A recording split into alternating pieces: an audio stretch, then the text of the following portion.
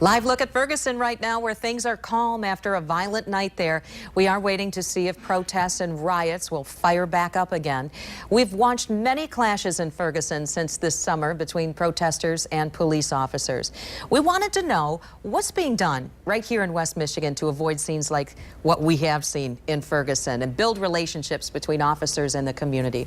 Sonya Hughes, the Vice President of Inclusion for the Grand Rapids Area Chamber of Commerce, joins me tonight to talk a little bit more about this. Where do you think we stand with race relations in West Michigan, Grand Rapids specifically? We've come a long way. We have a long way to go. We've created some language in which we can have conversation and have some basic understanding, but our experiences are so vastly different that it is a barrier to understanding. Okay, so it's the experiences and trying to really relate to someone else. It takes time, doesn't it?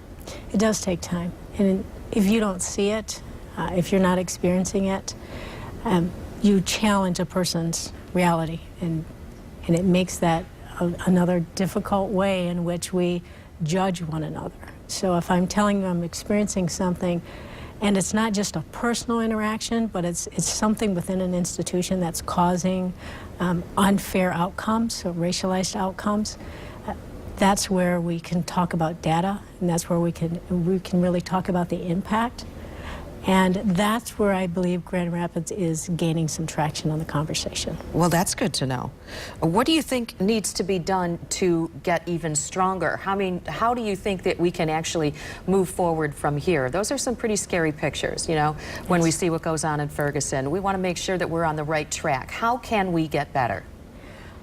One, I think we have to understand what our reality is today and how we live different based on our skin color, and also understanding one another. What's our experiences and our perspectives helps me respect who you are and vice versa, and it helps us to look at what we're trying to change as opposed to trying to change each other's minds. Okay, that's an important point. Yes. Right there. So trying to really understand where someone's been and not necessarily having someone learn to agree with you.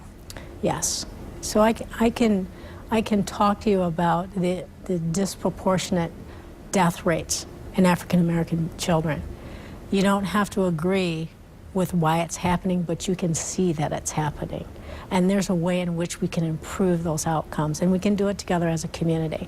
So the argument is not about how you feel about it, but what can we do about it. Okay. What's your best advice for people when we see what's happening in Ferguson? What do you think we can take away from this right now? There was a large group of the population that felt disenfranchised, that felt powerless, that felt that they had no say in what their life was going to be. And without opportunity and without voice, there is anger created, and there's a way in which we all want to have some control of the outcome of our lives, and we will do whatever our means are to have that be understood and to cause change. Here in Grand Rapids, we have many organizations working alongside the Grand Rapids Chamber to understand what we can do together so that we can improve each other's experiences. Okay. Sonya Hughes, the Vice President of Inclusion for the Grand Rapids Area Chamber of Commerce. We appreciate your thoughts today. Thank you so much for joining us. You're welcome.